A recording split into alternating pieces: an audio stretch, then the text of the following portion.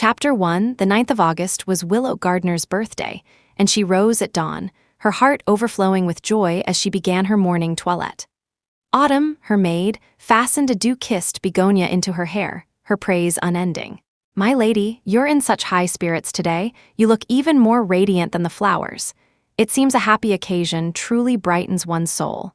Primrose, her other maid, smiled as she sifted through a selection of hairpins. "In past years, Lord Pembroke always used to joke that your simple attire didn't suit the grand celebrations he prepared. This year, we must put an extra effort to truly dazzle him." Hearing her maid's gentle teasing, a blush rose on Willow's cheeks. She gazed at her reflection, at a style more elaborate than her usual, and a quiet anticipation stirred within her.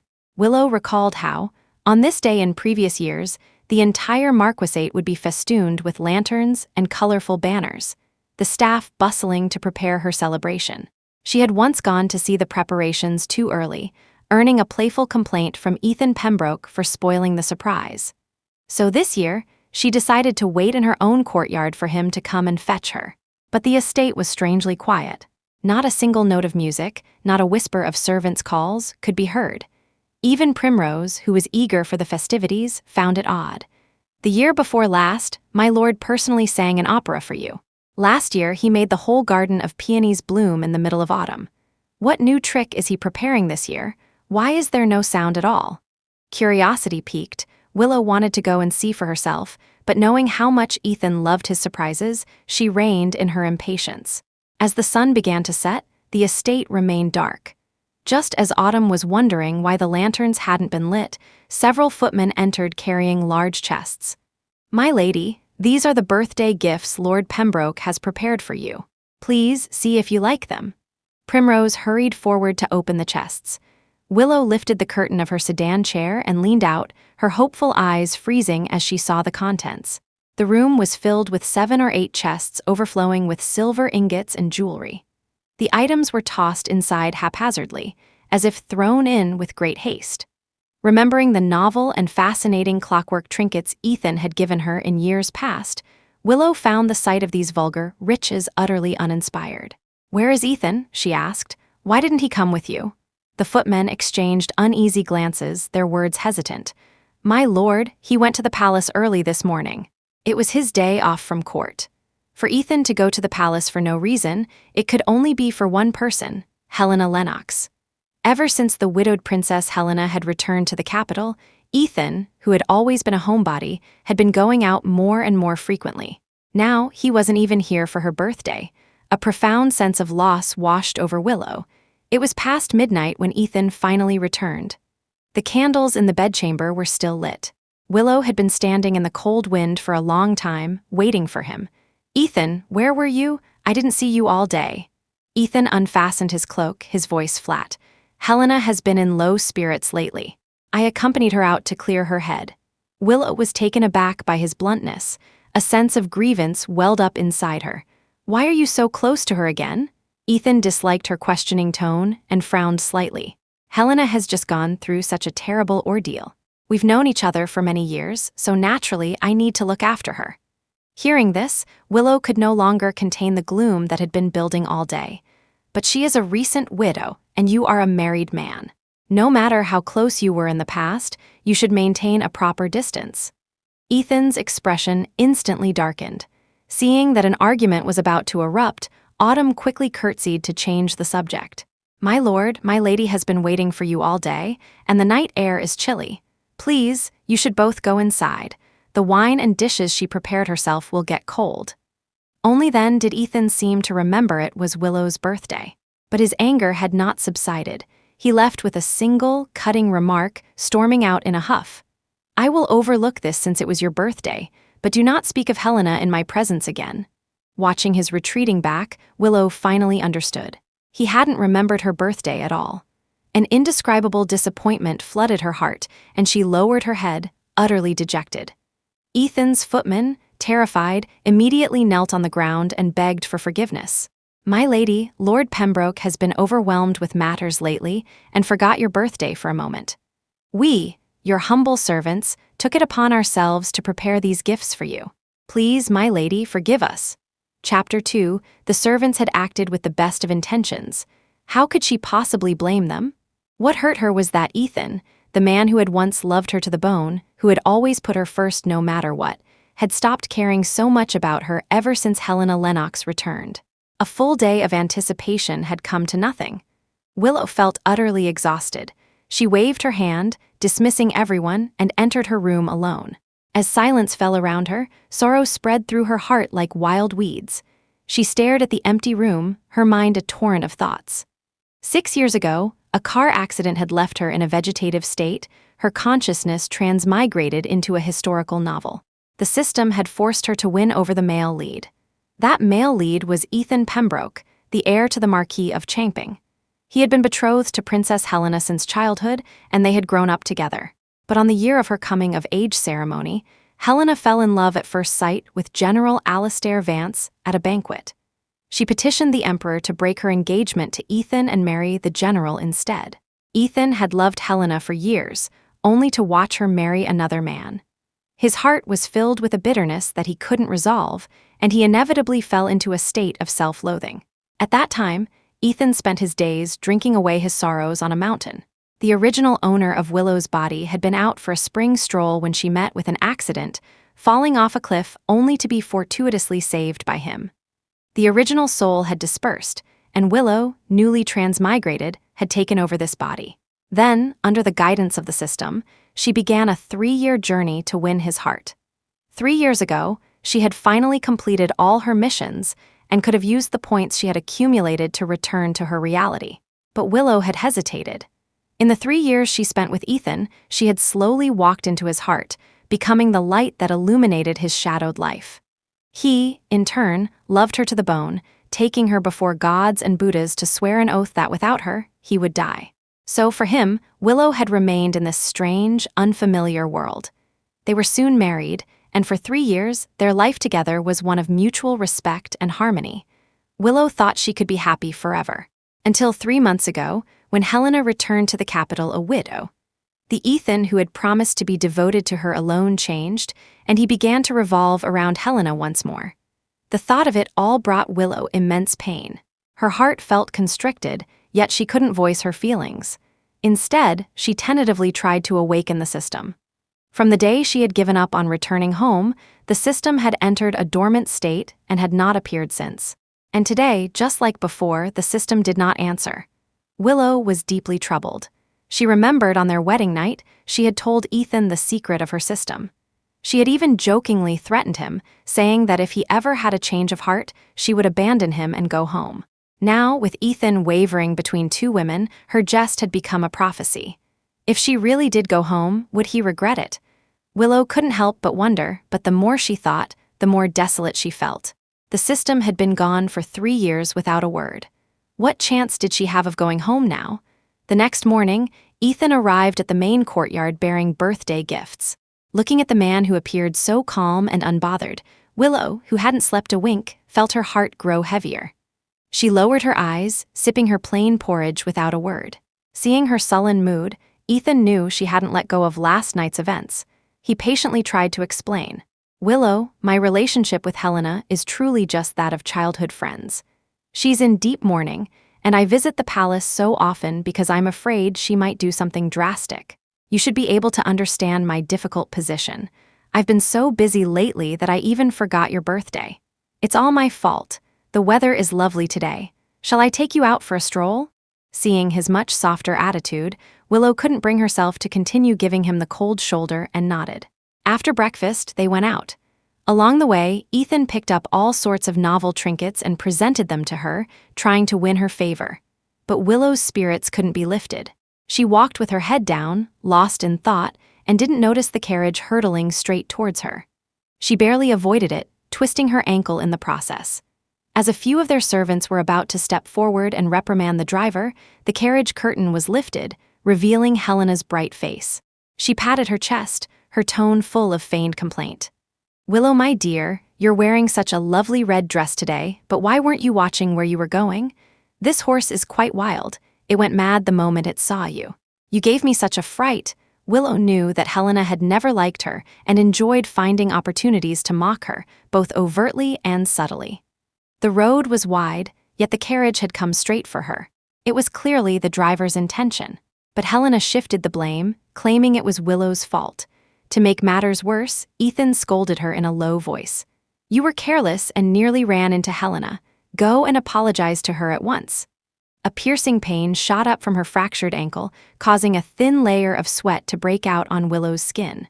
She looked at Ethan's unyielding face, her eyes filled with shock and hurt.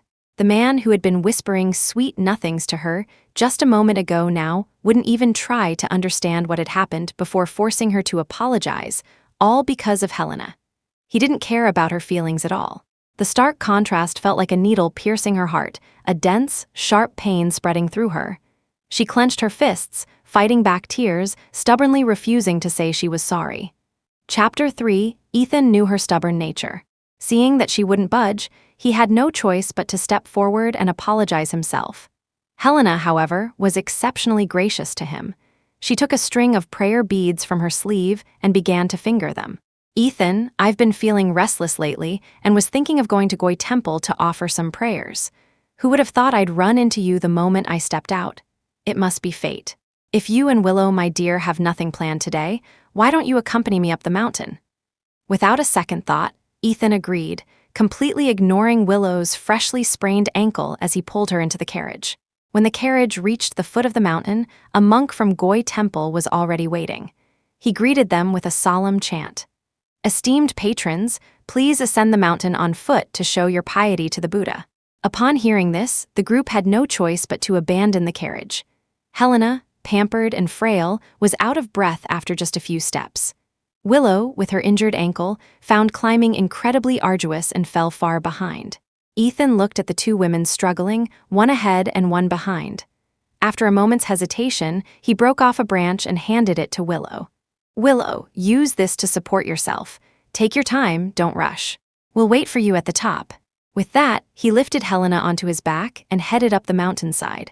Willow watched him leave without a backward glance, a searing pain burning in her heart. She remembered a time when she had caught a cold but still wanted to go out. Worried about her health, Ethan had carried her on his back wherever they went, leading everyone in the capital to say how fortunate she was to have such a doting husband. She never imagined that just 3 years later, everything would change. Staring at the towering stone steps that seemed to have no end, Willow leaned on her makeshift crutch, dragging herself up one step at a time. The bones in her ankle felt like they were splitting apart. The pain was excruciating. Tears she could no longer hold back streamed from her eyes, falling silently to the ground, leaving dark, wet patches on the stone. An hour later, Willow finally reached the entrance of Goy Temple. She was drenched in sweat, her face deathly pale, as she gasped for breath and asked for directions. A young novice pointed towards a bodhi tree in the west. Willow limped over, just in time to see Helena writing something on a prayer ribbon. When she finished, she passed the brush to Ethan. He took it, but only wrote 2 words, "Same wish. I only wish for all your desires to be fulfilled. Your wish is my wish." Watching the two of them gaze at each other with such deep affection from a distance, a bitter sting rose in Willow's nose again. She gripped the wooden stick in her hand so tightly that the sharp splinters scraped her fingertips, drawing blood. Yet she seemed oblivious to the pain, allowing the thorns to dig deep into her flesh. By the time they finished their prayers, it was already late, and the group decided to stay at the temple overnight. Willow was given a solitary meditation room at the far end of the hall. The pain kept her awake, so she rose and began to massage her injured leg with warm medicinal wine. At 10:15, the tightly shut door was pushed open, startling her. She looked up and saw Helena, who had come alone. A wave of suspicion washed over her. What did she want, coming here in the middle of the night? After closing the door, Helena resumed her haughty, princess-like demeanor, casting a disdainful glance at her. "Willow Gardner, you can't even sleep because you saw Lord Pembroke carry me for a short while. If you knew how he used to treat me, you'd probably cough up blood from pure rage." After those 2 sentences, Willow had already guessed her purpose for coming. And as she suspected, Helena sat in her room for half an hour, recounting every detail of her decade-long history with Ethan. She even vividly described how he had gone mad with grief over their broken engagement. Seeing the pride and smugness in Helena's eyes, Willow's heart ached with bitterness. But she refused to show weakness in front of Helena. She forced down the surging jealousy and sorrow, feigning an air of indifference. "Your Highness, what you've told me are merely bygones. I am Ethan's lawfully wedded wife. I don't mind the foolish things he did for someone who wasn't worth it." Helena raised an eyebrow at her words and picked up the oil lamp from the table. "But Ethan doesn't love you. So what if you're the main wife? Why don't you and I make a bet? Let's see who he chooses now, you or me." As soon as the words left her mouth, she threw the lamp straight at the jar of medicinal wine. With a crash, the jar shattered. The flaming wine spilled onto the bedding, erupting into a roaring blaze. The sudden turn of events horrified Willow. She scrambled to escape on her injured leg, but Helena grabbed her sleeve, holding her back. The two struggled in the room as the fire grew, thick smoke billowing out into the corridor. Awakened by the smoke, Ethan saw that the fire was in the innermost room and rushed over. Pushing the door open, he saw both Willow and Helena collapsed on the floor. He instinctively scooped up Helena, who was closer to the door, and carried her outside, completely ignoring Willow, who was now surrounded by flames, her cries lost in the roar of the fire. Staring at the scene unfolding before her, Willow's face was a mask of utter disbelief. The choking white smoke obscured Ethan's retreating figure, a figure that showed no hesitation, and it forced the tears from her eyes. The scorching flames mercilessly consumed her clothes, searing dark red scars onto her leg. Looking up at the teetering roof beam, the fear of death once again enveloped her. She couldn't help but close her eyes. Chapter 4. Just after midnight, thanks to the efforts of the temple's monks, the fire was finally extinguished. Willow was rescued by a young novice. A large part of her leg was severely burned, the fair skin charred to a dark red. The abbot found another place for her to rest and sent over plenty of burn medicine. As a monk treated her wounds, the blisters that had formed were pierced, revealing tender, pink flesh beneath a gruesome sight. Tormented by the searing pain, Willow didn't sleep a wink all night. She repeatedly asked about Ethan's whereabouts, but each time she received the same answer. "Lord Pembroke is in the princess's room, looking after her. I'm afraid he won't have time to come over." After hearing this so many times, Willow's heart grew numb. She looked out the window at the faint light of dawn, her bloodshot eyes holding nothing but a vast emptiness. In this world where she had no one to rely on, her only support was Ethan. She had believed he would be devoted to her, which was why she had given up everything to stay here. But only today did she truly understand that in his heart, Helena was far more important than her. For the sake of his childhood princess, he could even abandon his own wife. The despair of being given up by the one she loved felt like her heart was being torn apart. She didn't want to stay here a moment longer. She only wanted to return to her own world, back to the arms of her parents. She desperately called out to the system, but even after exhausting herself, it remained silent. The feeling of being abandoned by the entire world settled over her, a heavy shroud that refused to lift. After returning to the estate, Willow fell gravely ill, suffering from a high fever that wouldn't break night after night. Primrose was on the verge of tears and quickly sent someone to inform the Lord. Ethan had just returned from the palace. When he heard the news, he assumed she was throwing another one of her little tantrums. He went to her room, half doubting, but when he saw Willow, her face flushed crimson from the fever, he finally panicked. He immediately sent for a physician and personally used a damp cloth to cool her down. He stayed by her bedside for 2 days and 2 nights, not daring to close his eyes, constantly murmuring her nickname, begging her to wake up. "Wills, I was wrong. I've been neglecting you lately. Don't leave me, please don't leave me." In a daze, Willow seemed to see the Ethan from 3 years ago. Back then, after she had successfully won him over, she had told him she was leaving. He had worn the exact same expression. The world knew the air of Changping as wild and untamed, but in front of her, he had cast aside all his pride, kneeling and begging her to stay. He had even resorted to self-harm to plead with her not to leave, and only then did she abandon the idea of returning home. The wife Ethan had once been willing to die for was the same wife he abandoned in a fire 3 years later. She couldn't understand why he had become so cold and heartless the moment Helena returned. Remembering the last words the system had left her with before it disappeared, "How easily the hearts of men change," Willow finally came to her senses. She opened her eyes and looked at the haggard Ethan before her, a storm of complex emotions churning within her. Her lips moved, and just as she was about to speak, Helena burst in with a royal physician. "I heard Willow, my dear, was ill, so I took the liberty of bringing the most senior physician from the palace to see her. Royal physician Aldred, please, take a look." The white-haired royal physician Aldred nodded and walked unsteadily to the bedside to take Willow's pulse. "Your Highness, Lord Pembroke's wife is in good health and suffers from no major ailment.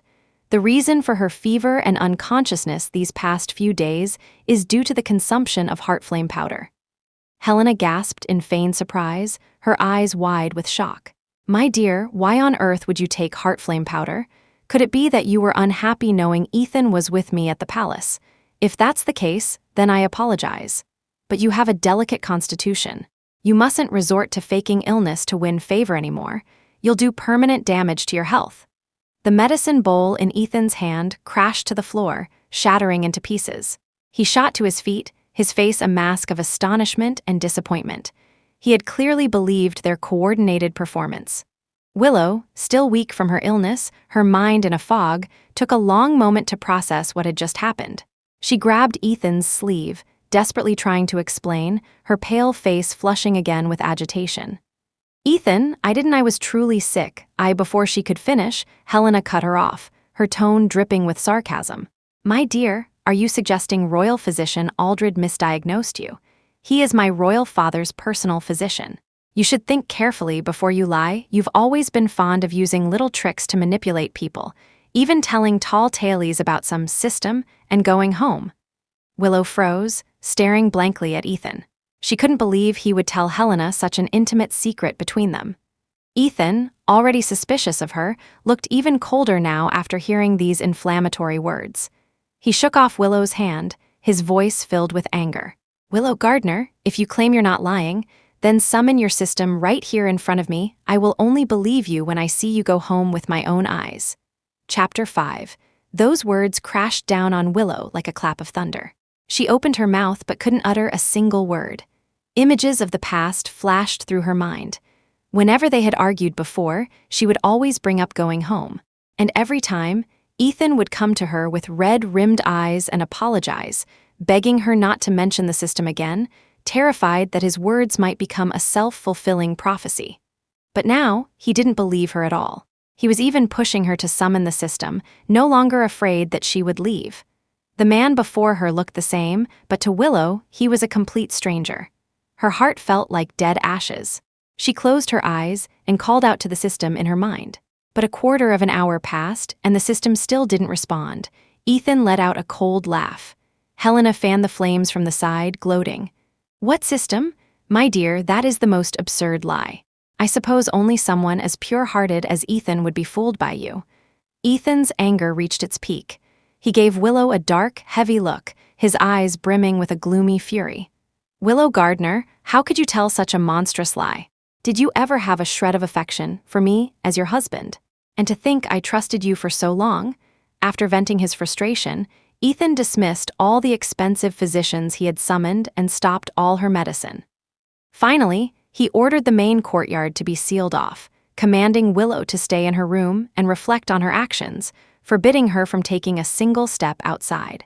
Listening to his cold rebukes, watching the two of them leave side by side, a sharp pain erupted in Willow's chest. She bent over, clutching the hanging drapery, her knuckles turning a bruised purple from the force of her grip. She continued to call for the system, but there was still no response.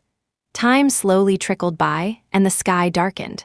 Seeing the shadows of the guards patrolling outside her window, Willow finally gave up. She lay in bed, staring at the dark canopy above, her heart a vast, empty expanse. The system was gone, and she couldn't go home. She was trapped, left to struggle in this foreign world. She had once given up everything for Ethan, believing she had made the rightest choice. But now, she truly regretted it. Willow was confined for 3 months, her illness lingering, never fully healing. The main courtyard was sealed as tightly as a drum, not even a fly could get in, so she knew nothing of what was happening outside. Princess Helena had fallen gravely ill. The emperor, frantic with worry, summoned renowned physicians from all over the kingdom to the capital. Ethan stayed by her side day and night, practically living in the palace. Half a month later, Helena finally awoke. She looked at the gaunt and haggard Ethan, her breath faint. "Ethan, am I going to die?" Hearing this, Ethan felt as if his head would explode. He denied it again and again. Helena coughed twice, a flush rising on her cheeks. "Don't lie to me. I know my own body. Before I die, I have one last wish. Ethan, you once said you would marry me in this lifetime. Does that promise still stand?" Everyone in the hall held their breath. Ethan looked at her emaciated face, his own filled with heartache, his voice choked with emotion. "It stands." A smile finally appeared on Helena's face. She placed her hand, now nothing but skin and bones, in his, her tone pleading. "Then will you marry me?" Ethan's heart stopped for a few seconds. He remembered Helena's wedding day 6 years ago, the scene of him drinking himself into a stupor at the general's estate. The pain of that day, separated by a long stretch of time, surged back into his heart. He looked at the woman before him, unable to bring himself to say no. After a long silence, the Emperor spoke in a heavy voice. "Ethan, you and Helena grew up together. Fulfill this last wish of hers." With an imperial decree hanging over him, Ethan did not dare to disobey. He fell to his knees, bowed his head, and accepted. Chapter 6. After returning to the estate, Ethan went to the main courtyard. He hadn't seen Willow in 3 months, and she had lost a great deal of weight. She was curled up in a bamboo chair, wrapped in a blanket, looking utterly listless. When she saw him arrive, she didn't even lift her eyelids, her gaze fixed on the newly arranged winter plums on the windowsill. Ethan sat down beside her and watched the flowers with her for a while before finally speaking. "Willow, I am going to marry Helena." At his words, Willow's body trembled involuntarily. She turned to face him, her eyes filled with shock, her voice shaking. "Ethan Pembroke, on our wedding day, I told you I wasn't from this world. I told you I could only ever accept a monogamous marriage. You promised me you would never take another wife. Are you going to break your vow?" The mention of their wedding made Ethan pause. A moment later, he didn't answer her question but said softly, "Helena is ill and says she wants to marry me. His Majesty has agreed. He also said that, as a princess, she cannot be a concubine and was going to issue a decree for me to divorce you on the grounds of childlessness. But I didn't want to fail you, so I knelt outside the Hall of Supreme Harmony for a day and a night. Only then did His Majesty retract the order and allow Helena to marry into the estate as a wife of equal standing. We have been married for 3 years, and my heart has only ever been with you. You should know that better than anyone. It's just, Helena has just been widowed and her health is so fragile. I was afraid that if I refused her, she would lose the will to live, so I agreed to this marriage. After she marries in, I will only treat her as a sister, providing for her. We will not have a true marital relationship. Can you trust me this one time?" Ethan's tone was sincere, but to Willow, it sounded utterly ironic. In her 26 years of life, she had never heard of someone marrying a sister just to support her. She looked up into his eyes, her gaze firm. "I once told you that if you betrayed me, we would never see each other again for all eternity. If you marry Helena Lennox, then you and I will divorce." Meeting her sharp gaze, a flicker of irritation rose in Ethan's heart. "It's been 3 months. Are you still going to bring up the system? Stop trying to scare me with such fantasies. I'm telling you plainly, Helena's health is poor. She won't live for long. After she passes, you will still be my only wife." Even through the thick winter clothes, Willow could still feel the scar on her leg. The uneven mark was a constant reminder not to believe Ethan's one-sided story. She covered her ears, stood up, and rushed into her room. "I won't listen to you, and I'll tell you plainly. The day Helena Lennox marries into this estate is the day I leave. I, Willow Gardner, keep my word." Back in her room, the events of the past 6 months replayed in Willow's mind. She buried her face in her quilt and cried for a long time, not even noticing when Ethan had left. She awoke the next day around noon, her eyes so swollen from crying that she could barely open them. She called for Primrose to bring some hot water for a compress, but after calling several times, there was no answer. She squinted and went to the door, intending to go out, only to find it locked. The guard at the door heard her inquiry and respectfully explained that it was Lord Pembroke's order. He had said that the lady was not to be let out until after the wedding. Though her vision was blurry, Willow's hearing became sharper. The word wedding told her everything she needed to know about Ethan's resolve. A chill shot up from the soles of her feet, freezing her in place. Her fingers traced the patterns on the door as she gasped for breath, a heavy stone seeming to press down on her heart. After a long while, the person outside heard no sound and tentatively called out, "My lady." In response, a spray of fresh blood splattered against the white window paper, crimson and vivid, just like the winter plums blooming in the courtyard. Chapter 7, Willow had a very long dream. In the dream, she was dressed in a magnificent phoenix coronet and wedding robes, gazing tenderly at the husband who had just lifted her bridal veil. Ethan Pembroke handed her a cup of wine, and their hands intertwined as they drank together, his eyes flowing with affection. "Willow, I swear on my life I will never betray you. I will have only you for this one life for all of eternity." Willow drank the wine. When she looked up again, the man before her was gone. The deafening sound of wedding music filled her ears. Panicked, she lifted her skirt and pushed open the door, only to find the Marquis's estate completely empty. Wasn't this her wedding day? Staring at the desolate courtyard, Willow felt a wave of confusion. If no one was here, where was all the celebratory music coming from? She stood there, stunned, as the sky slowly turned from black to blue. Finally, a blinding white light shone down, waking her completely. Everything from the dream vanished, but the rumbling sound of the Suona horns lingered in her ears. Willow suspected she was hallucinating. She called for Primrose and asked what the noise was outside. Primrose immediately fell to her knees, stammering, "My lady, today is the day Princess Helena is marrying into the estate." So it was the grand wedding of the heir of Champing and Princess Helena. No wonder it was so lively. A deathly chill washed over Willow, as if she had been struck by lightning.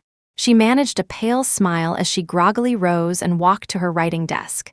Seeing that she seemed to want to write, Primrose picked up the inkstone, ready to grind the ink. Willow waved her hand away. She took a piece of rice paper, held it down, and then bit her finger, her hand trembling as she wrote, word by word, "Letter of divorce. Ethan Pembroke. You were the one who broke your promise first. So I don't want you any more." The sound of the Suonas outside grew clearer. The moment Helena, dressed in her wedding finery, stepped into the estate, Willow's letter of divorce was complete. She held it up to the wind to dry, then tossed it to the guard at the door, telling him to take it to Ethan. Half an hour later, the guard returned, holding a pile of shredded paper. He spoke with a quavering voice. "My lady," Lord Pembroke said, "he said he will never, ever divorce you." Snow began to fall outside the window. Willow grabbed the torn pieces and threw them into the air. The wind caught them, and they scattered, drifting far away. On the 7th day of Ethan's new marriage, the guards at Willow's door were dismissed. The moment she opened the door, several of the old matrons who attended to Helena stormed in, seized her, and dragged her toward the main courtyard.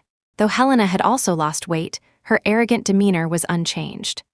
"Willow Gardner, though we are wives of equal standing, I am still a princess. There is a world of difference between me and a low-born commoner like you. Today, you will kowtow 3 times and serve me a cup of tea." One matron placed a thin porcelain cup in her hand. Then, another matron approached with a teapot. She held the teapot high, her eyes slanted, and poured the water directly onto Willow's hands. The steaming tea drenched her skin, and a scarlet blush spread across its white surface. The scalding pain made Willow cry out, and the cup instantly fell from her hands, shattering on the ground. Watching her face contort in pain, the smile on Helena's lips grew wider and more unrestrained. "Willow Gardner, you refuse to serve the tea. Is it because you defy me? Since you don't know the rules, then I shall teach you, Mistress Yun. Take her away," on command. 2 matrons seized Willow and dragged her into the courtyard. The ground was covered in a thick layer of snow. The old matron kicked the back of her knees, and Willow crumpled to the ground in pain. The next second, an iron basin weighing at least 10 pounds was slammed onto her head. The old matron's voice came from above, cold and sinister. "Miss Gardner, you'd best keep your back straight and not let this basin fall. Otherwise, you'll have much more suffering to endure." When Willow finally left the back courtyard, her hands were covered in blisters, and her legs were bruised and purple from the cold. Primrose and Autumn supported her as they returned to her room to apply medicine, their eyes filled with heartache. Seeing the 2 young maids on the verge of tears, Willow quickly tried to comfort them. "I'm fine, what are you crying for?" Just as she spoke, Ethan burst in, his face contorted with fury. Helena moved to the back courtyard on her own accord to avoid upsetting you. Why are you causing trouble for her? She kindly offered you tea, and you threw it all over her, Willow Gardner. Do you have no sense of tolerance at all? Willow couldn't believe Helena could twist the truth so blatantly. She found it utterly ridiculous. Is that what she told you? Chapter 8. Seeing her unrepentant, Ethan's expression grew even darker. Though Helena has married into this estate, she is still a princess. How could you harm her like this? I may have spoiled you, but you cannot be this willful and reckless. His merciless scolding sent a chill through Willow's heart. She lowered her eyes, filled with disappointment. The swollen, red wounds hidden by her sleeves throbbed with a dull pain. As the atmosphere grew tense, one of Helena's maids rushed in and knelt on the floor, pleading. My lord, you haven't stayed the night for several days. The princess cannot sleep, and the pain in her heart has returned. You know how much she cares for you, and her health is so poor now. Please, stay and keep her company tonight. Listening to the maid's tearful plea, Ethan remained silent for a long time. You may go back first. I will go see the princess later. His low voice struck Willow like a clap of thunder, leaving her stunned. Her lips trembled, the sound of her voice on the verge of breaking. Didn't you say you only saw her as a sister? That you would never touch her? Ethan hadn't expected so many complications to arise today and felt utterly drained. He pressed his temples, his voice tinged with weariness. You upset the princess today. If word of this reaches the emperor, you will surely be punished. I must first go and appease Helena, get her to suppress this matter to protect you. If you can understand my difficulties, then you must think before you act in the future. The one I truly love is you. Don't let your imagination run wild. With that, Ethan stood up and walked out. Willow watched his figure slowly disappear into the night, feeling as if her heart had been hollowed out. She closed her eyes, and fragments of the past flashed through her mind. On their wedding night, she hadn't eaten a thing. The ancient wedding rituals were so complex that by the time they finished, she was exhausted. Ethan had removed her heavy ornaments, held her, and coaxed her with tender words for a long time. That former tenderness was now a phantom. The Willow of today was no longer the one who shared Ethan's pillow. She stood by the window and heard water being called for 3 times from the back courtyard.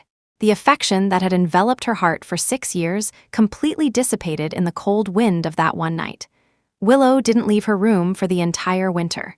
She stayed quietly inside, as if she had vanished from the world. As the weather slowly warmed, Primrose, seeing her spirits dwindling day by day, persuaded her to take a walk in the garden. No sooner had they stepped out than they ran into Helena by the lake. Not wanting any interaction with her, Willow turned to go back to her courtyard. They hadn't taken 2 steps before several of Helena's maids caught up and blocked their path. Then the old matron, citing disrespect, forced them both to their knees. Under the blazing sun, Willow knelt for an hour until her vision blurred and phantoms appeared before her eyes, yet Helena still refused to let her go. Isn't it better to be a spineless coward and stay in your room? Why dress up so gaudily to come out and seduce someone? Willow's consciousness was already fading. The grievances she had suffered during this time surged into her heart. She looked at the triumphant woman before her, the resentment in her chest finally boiling over. I already gave Ethan a letter of divorce. The man your highness schemed so hard to snatch is merely someone I no longer want. Why worry that I would go back for a piece of chewed-up old grass? Her words struck a nerve, and Helena, enraged, jumped to her feet. Forgetting her golden branch and jade leaf status, she raised her hand to slap her. Willow shot up and grabbed her hand, her entire body radiating a desperate, reckless resolve. Helena couldn't break free. In her fit of anger, she glanced aside and saw Ethan walking towards the lake. An idea sparked. Looking at the green water of the pond, she tilted her body and fell backward into the water. Willow instinctively let go, watching in astonishment as Helena plunged into the lake, having no idea what she was trying to do. The next second, a sprinting Ethan shoved her aside and leaped into the lake. Thrown off balance, Willow fell to the ground. She watched as Ethan, holding Helena, swam towards the shore, her right eyelid twitching uncontrollably. Chapter 9. The first thing Helena did after waking up was to accuse Willow of pushing her into the water. Willow had vaguely guessed her tactic and quickly began to explain. But she had barely started before a dark-faced Ethan cut her off, his eyes cold, the veins on his forehead throbbing. I thought you had listened to my words, but I see you're still incorrigible since you don't understand rank and rules. I will teach you a lesson. Bring the family discipline. A servant quickly arrived with a whip. Ethan looked at Willow's defiant face and his eyes hardened. According to the Marquisate's rules, punish the lady with 20 lashes. The servant dared not disobey. He raised the whip and brought it down on Willow. The long whip struck her like a dancing venomous snake. Her thin spring tunic was quickly torn, revealing bright red welts underneath. After 20 lashes, Willow remained silent, refusing to beg for mercy. Enraged, Ethan ordered the servant to continue whipping her until she confessed. The sharp, whistling sound of the whip cutting through the air was relentless. Willow curled into a ball, her body covered in a crisscross of blue and red lash marks. Every inch of her skin burned with a searing, stinging pain. She gritted her teeth and closed her eyes, feeling herself grow dizzier and dizzier. Just before losing consciousness completely, she screamed out one last sentence with all her might. "Ethan Pembroke, I want a divorce." When Willow awoke again, the sky was completely dark. Ethan stood by her bed, his face cold, his eyes filled with impatience. "Royal physician Aldred has already taken your pulse. You've only suffered some superficial injuries. There's no need to put on such a weak and pitiful act. If you want to leave, then have your system come and take you home. Otherwise, I will absolutely not agree to a divorce." With that, Ethan turned and left the courtyard without a backward glance. Willow stared blankly at the canopy above her, her eyes devoid of any emotion. The wooden door creaked shut, and the room returned to silence. Suddenly, an electronic voice sounded in Willow's mind. "Host, do you want to go home?" Hearing that long-lost mechanical voice, Willow's dark eyes filled with excitement. She ignored the pain in her body and sat up straight. "System, you're back?" "Yes, host. The system has detected that there will be one final opportunity for time-space travel shortly. Do you need to return to the real world?" Tears welled in Willow's eyes as she heard the voice. Everything that had happened in the past 6 years flashed before her like a revolving lantern. Finally, she looked at the empty room and said the words that were 3 years too late. "Yes, I want to go home." Having made her decision, Willow gathered all her belongings from the past years and set them ablaze. She stood in the courtyard, watching the billowing smoke rise, feeling a great weight lift from her shoulders. The fire burned until dawn. Willow lay back down in her bamboo chair, quietly watching the rapidly changing numbers on the system's interface. As the moon sank behind the western mountains, Ethan once again pushed open the main courtyard gate. "Helena has fallen gravely ill and is unconscious. Royal physician Aldred says she needs the blood of a woman with a rare constitution to be saved. Willow, I remember you have such a constitution. Please, go and save her." Willow lifted her eyelids and stared at the man before her, his eyes red with anxiety.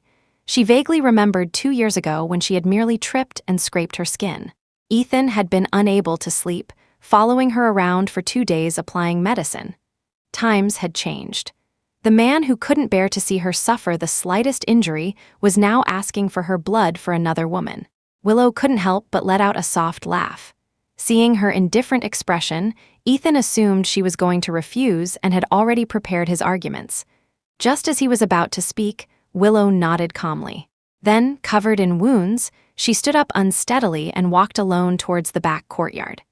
The early morning wind whipped her sleeves, making her look like a butterfly about to take flight. Chapter 10, a sharp blade cut across a slender wrist. A stream of red blood trickled down pale skin, dripping into a porcelain bowl. As soon as one bowl was full, Willow no longer had the strength to sit up straight and slumped onto the table, dazed. Ethan looked at her ashen face, about to order someone to send her back, when royal physician Aldred at his side frowned. "Lord Pembroke, the princess's pulse is extremely weak. I'm afraid one bowl of blood is not enough to replenish her depleted body." Hearing this, Ethan's heart sank. He looked at the unconscious Helena on the bed, then at the silent, breathless Willow, his eyes filled with conflict. Finally, he closed his eyes and said nothing. Royal physician Aldred understood his meaning and quickly had someone bring a new bowl. The blood-stained blade cut across Willow's wrist again. This time, 3 new porcelain bowls were filled before Ethan finally had her sent back. A rooster crowed outside the window.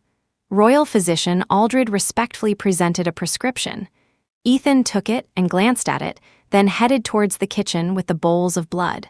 Halfway there, he remembered he had left behind some medicines sent from the palace and quickly turned back. The intricately carved window, which had been tightly shut moments before, was suddenly propped open. Ethan glanced inside casually, and his gaze froze.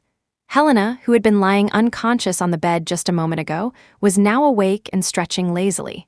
She clapped her hands, her tone full of complaint. "Faking this illness is simply exhausting. Lying here for a whole night, my bones are aching." Royal physician Aldred bowed to her, relieved. "Your Highness, Willow Gardner's body has reached its limit. I fear she won't see the morning sun. My congratulations, Your Highness, on ridding yourself of this thorn in your side." Standing by the window, Ethan heard this, and a roar filled his ears. A rush of blood to his head left his mind completely blank. He remembered Willow's ashen face as she left and unconsciously turned and ran towards the main courtyard. Just as he reached the gate, he heard a desperate, wailing cry.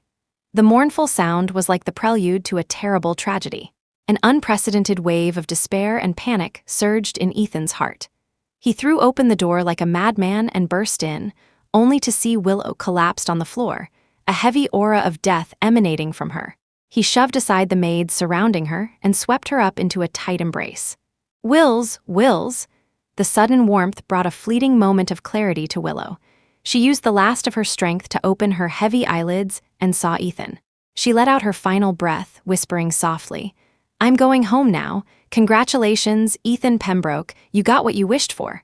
Her cryptic words left Ethan bewildered. He watched with red-rimmed eyes as her eyelids slowly closed, the panic in his chest feeling as if it would burst forth. The next second, his arms suddenly felt empty. The cold, scar-covered body slowly became transparent, dissolving into dust right before his eyes. The morning sun shone through the window, illuminating the fine dust particles as they swirled and danced in the light, before vanishing together into the north wind. Ethan stared blankly at his empty hands, his eyes filled with astonishment. The air froze for a moment. Everyone in the courtyard seemed to be fixed in place, even the sound of sobbing stopped. The next second, a cold, strange, mechanical voice sounded in Ethan's ear. "Task performer number 8749, Willow Gardner, mission complete, preparing to depart this dimension. Countdown. 5, 4, 3, 2, 1. Chapter 11. As the final one was spoken, a blinding white light descended from the sky, completely enveloping the courtyard. An invisible pressure forced Ethan to his knees. Under the intense light, he closed his eyes, and strange images suddenly appeared in his dark mind. A room with 4 white walls, a metal box flashing red and green lights, and strange threads wrapped around it. Finally, Ethan's gaze fell upon a person in strange clothes lying on a narrow bed. He walked over slowly and saw Willow Gardner, wearing a half-transparent mask over her face. Her hair was cut very, very short. There was not a trace of color in her face, and a white bandage was wrapped around her forehead as she slept peacefully. Ethan raised his hand, wanting to touch her face to see if he was dreaming. Just as his fingers were about to touch her, her tightly closed eyes suddenly opened. In that instant, the blinding white light returned, engulfing Ethan and pulling him down into the darkness. He didn't know what was happening. His eyes were fixed on the receding figure of Willow, and he felt as if he were suffocating. He helplessly clutched at his own throat, trying to scream out the broken words suppressed in his heart. But he never made a sound, not even as he fell into the abyss. Ethan felt like he had just woken from a nightmare. In the dream, Willow had turned to dust and floated away, gone to a very strange place. He opened his eyes in a panic and saw the familiar room. His heart was still pounding, the oppressive weight in his chest not yet dissipated, forcing him to gasp for breath. The servant attending him saw him wake up, covered in sweat, and quickly handed him a damp cloth. "My lord, you're awake." Ethan finally came to his senses. He took the cloth, clutched it in his hand, and asked impatiently, "Where is my wife? Is she awake?" "The princess sent word that tonight's dinner is ready and requests your presence." Hearing the word princess, Ethan remembered her feigned illness, and his face instantly darkened. He shot up, grabbed the sword hanging by his bed, and rushed towards the back courtyard. The carved window was still propped open, and the voices from inside the room were clearly audible. Ethan had no more patience to listen. He raised his leg and kicked the door open. Everyone in the room was startled by the sudden intrusion. Helena clutched her chest, her face full of grievance. "Ethan, why can't you be a little gentler? You frightened me." Ethan looked at the woman still acting in front of him, his face hard and ruthless. "Weren't you on your deathbed? How did you recover so quickly?" Helena's face turned ugly at his words. "What do you mean, deathbed? I've been perfectly fine. What are you talking about?" The anger in Ethan's eyes burned fiercely. "Helena Lennox, are you still pretending? I know everything about you colluding with royal physician Aldred to harm Willow. What more do you have to argue?" In her 20-some years, Helena had never been scolded so directly. She was instantly furious. "What collusion? What Willow? What kind of madness has possessed you?" Seeing her feign amnesia, Ethan was beside himself with rage. He drew his sword and held it to her neck. "I heard everything you and the royal physician said. You made Willow Gardner give 4 bowls of blood. She is still unconscious." Everyone in the room looked at Ethan as if they had seen a ghost. The oldest matron trembled as she knelt before Helena. "Your Highness, that Willow Gardner died 6 years ago, his lordship. He must be haunted by her vengeful spirit." Chapter 12, news that the heir of Champing was haunted by a vengeful ghost quickly spread throughout the capital. Rumor had it that the ghost tormenting Ethan Pembroke was that of Willow Gardner, the youngest daughter of Minister Gardner. She had died 6 years ago after falling from a mountain, and it was he who had recovered her body, which was why her spirit now followed him. These rumors soon reached the ears of the emperor. Always doting on Princess Helena, he sent the most famous sorcerers and high priests in the land to the Marquis's estate. But after 30 days of rituals, Lord Pembroke's condition showed no improvement. In fact, his madness grew worse. He insisted that he had married Willow Gardner. The people of the capital sighed for Princess Helena. Her first husband, the brave General Vance, had died in battle. Her second, the devoted heir of Champing, was now possessed by a ghost. Her fate was truly star-crossed. Helena, at the center of the rumors, had not been having an easy time either. She had no idea what had driven Ethan mad. He kept insisting he had married Willow Gardner 3 years ago and that she, Helena, was her murderer. This enormous accusation left Helena feeling deeply wronged. After being widowed and returning to the capital, she had indeed fallen ill. It was Ethan who had knelt by her bedside and begged to marry her, and only then had she agreed. Who would have thought that after just a few months of peace, he would go insane? Now, the moment he saw her, he would point his sword at her, demanding she pay for Willow's life. But she had never even met this Willow Gardner. Seeing his madness worsen, Helena lost her patience. She sent a petition to her royal father and had Ethan confined in Goi Temple. Perhaps the sanctity of the Buddhist sanctuary suppressed the evil spirits, for Ethan did quiet down after entering the temple and stopped his nonsensical ramblings. The abbot led him to the innermost meditation room. Ethan stared blankly at the soot-blackened ceiling beams, and the image of a roaring fire suddenly flooded his mind. He had been forced to drink many strange potions these past days, and his mind had been mostly muddled. But in this moment, a flicker of clarity returned. "Abbot," he asked, "when this room caught fire, I was staying at the temple, wasn't I?" The abbot didn't answer his question but handed him a red candle. "Patron Pembroke, all things in this world are bound by cause and effect. Tonight, at midnight, light this candle, and you will see the truth of what you seek." Ethan took the candle and pushed open the door. Looking at the dust-covered room, he felt a sense of disorientation. Ever since he had woken up, everyone had told him that Willow Gardner had died 6 years ago. They said he had only one wife, Helena Lennox, who had returned to the capital just half a year ago. Overnight, the person who had been with him for 6 years, his wife for 3, had vanished completely from this world. Except for him, no one remembered her. Everyone said he was suffering from hysteria, haunted by a vengeful ghost. But only he knew that everything in his mind was real. Yet no matter what he said, no one believed him. All traces of Willow had been erased so cleanly that not even a single strand of her hair remained.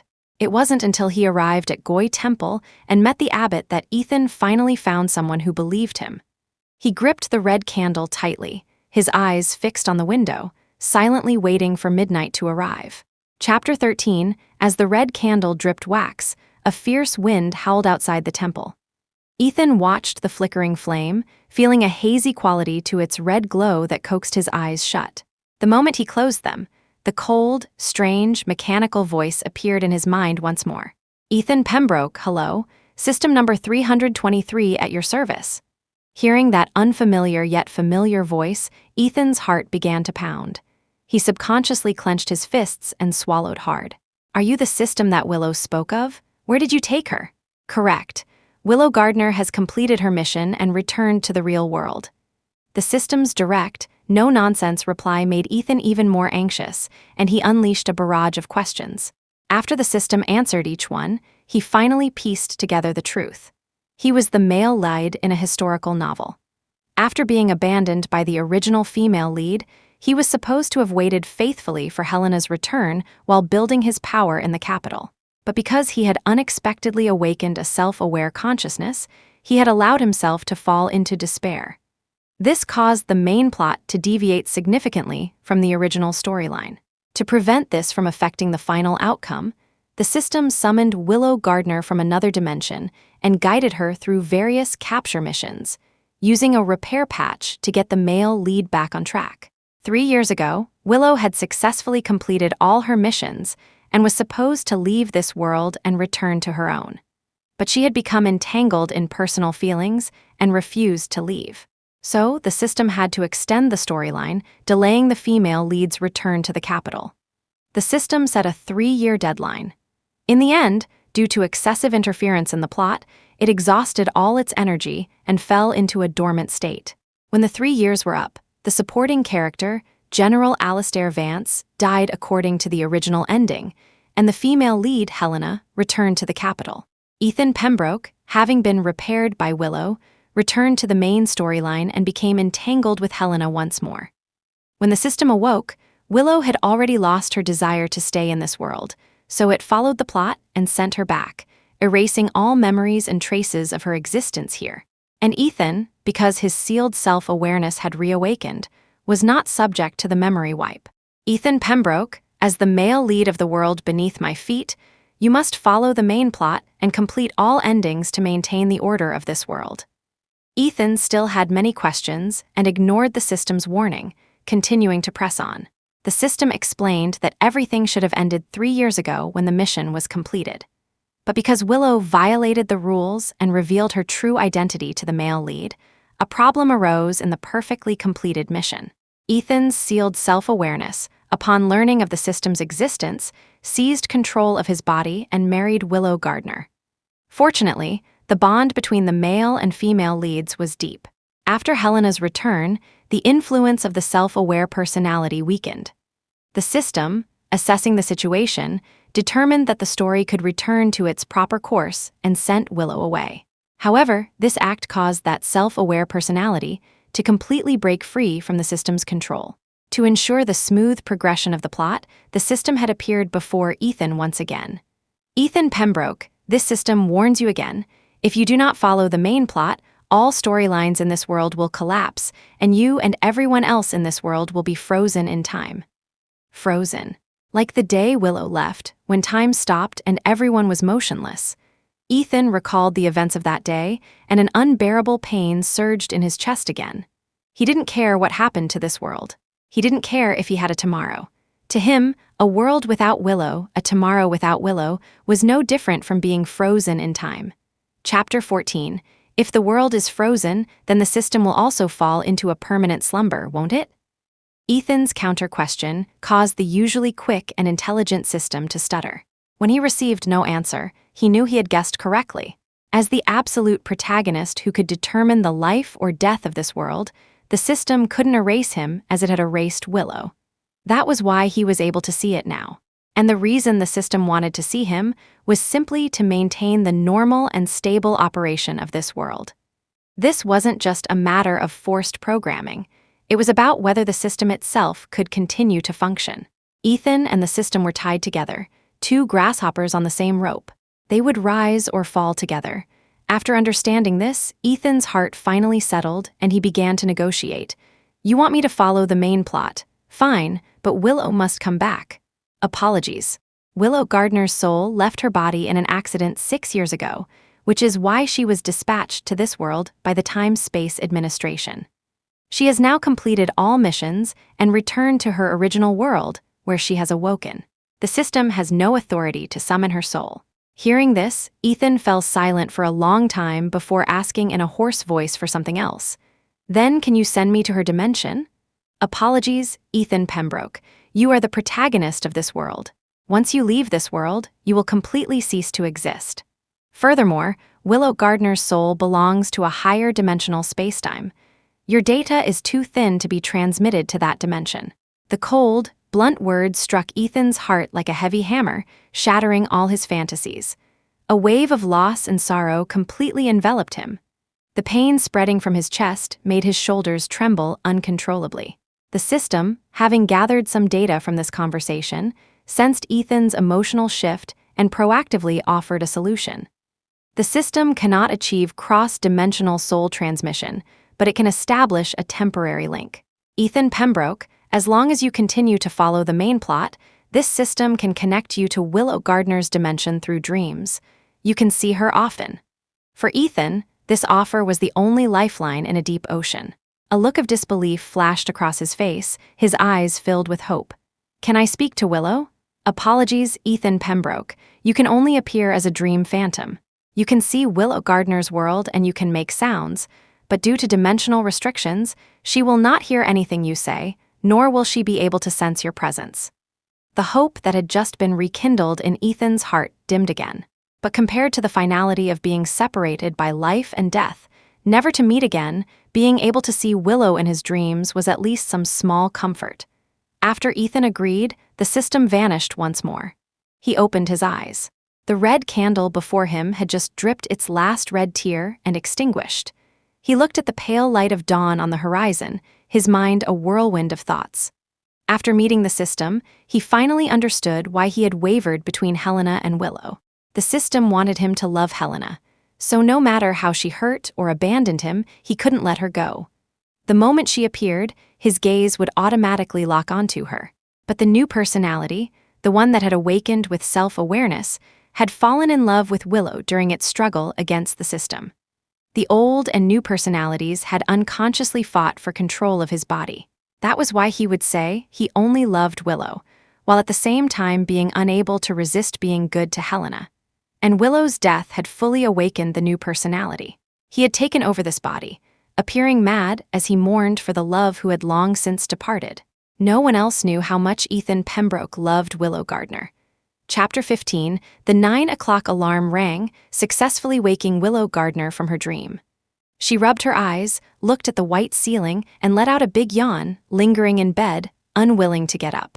At 10 o'clock, her mother, Veronica Gardner, no longer able to tolerate her daughter's laziness, pushed open the door, pulled back the curtains, and lectured her for a solid 10 minutes.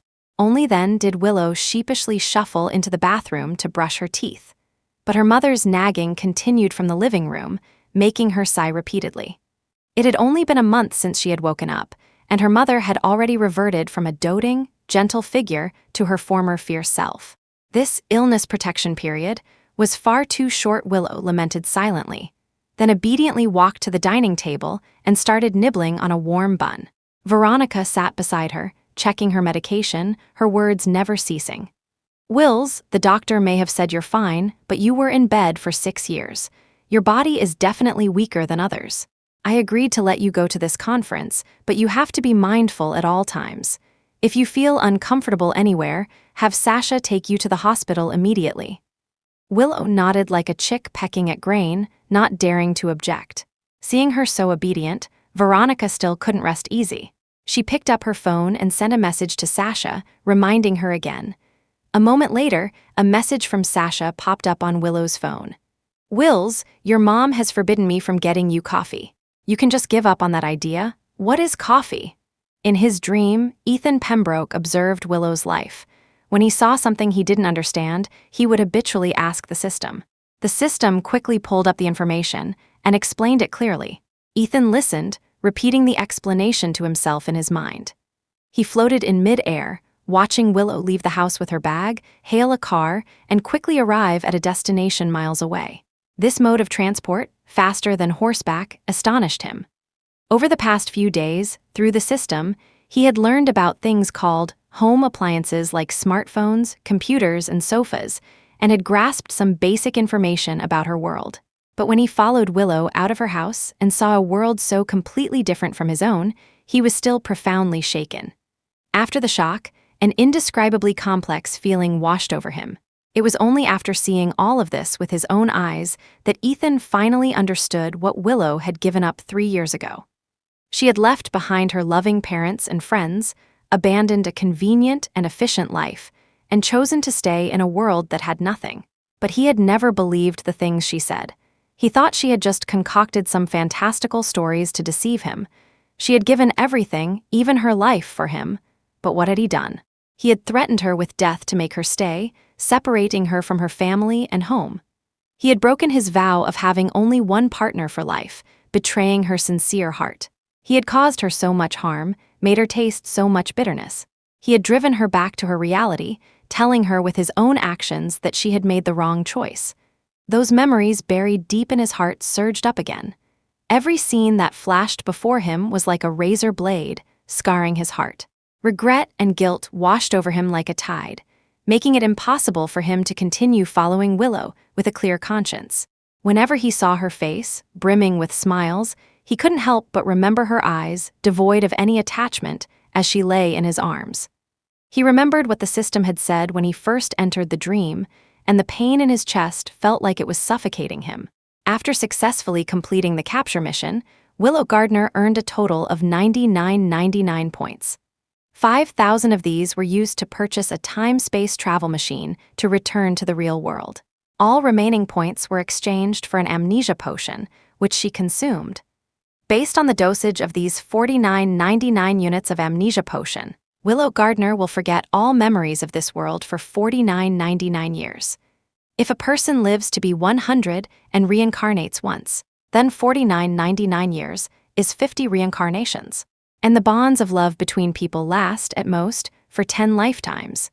With this resolute act, Willow had made it clear to Ethan just how much she regretted it all.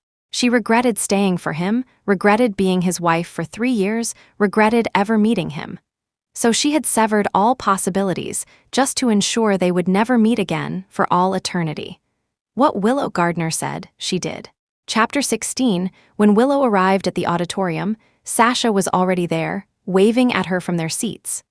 The two friends, once reunited, had an endless stream of things to talk about, chatting nonstop until the conference began. Willow was an avid fan of web novels, and Sasha happened to be a novel editor, so the two often shared and critiqued various popular genres and works.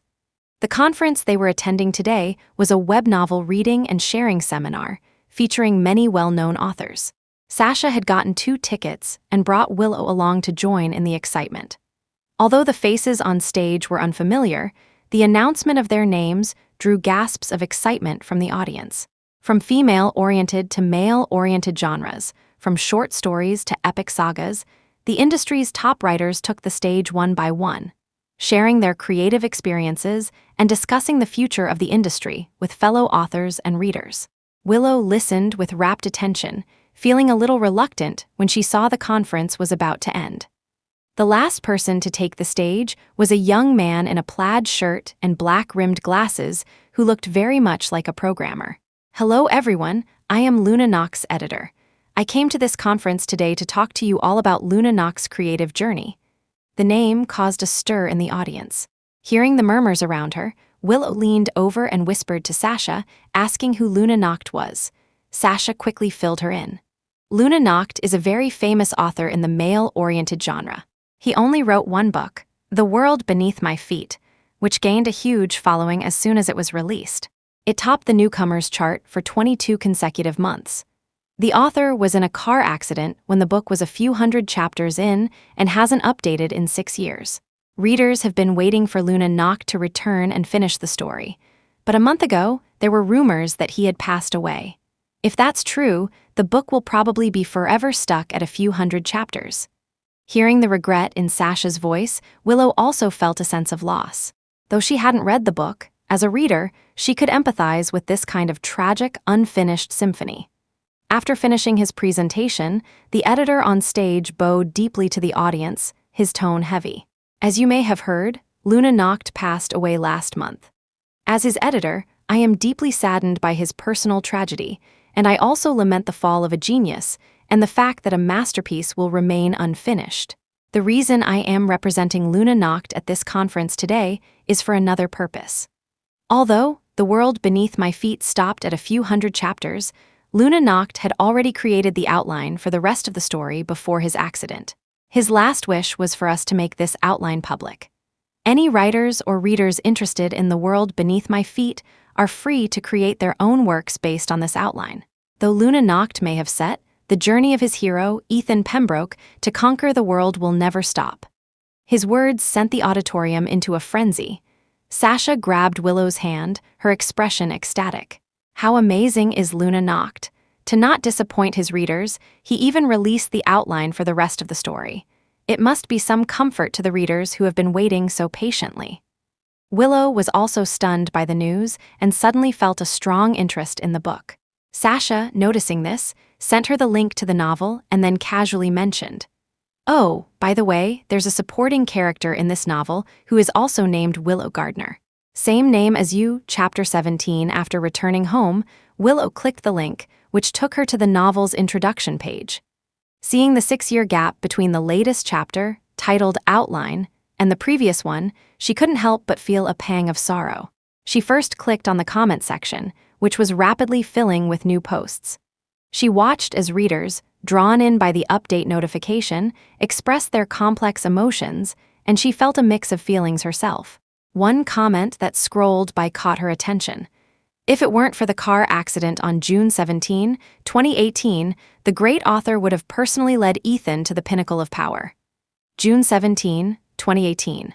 Luna Nacht was in a car accident. These two key pieces of information made Willow's heart tighten. She quickly searched online for all information about Luna Nacht.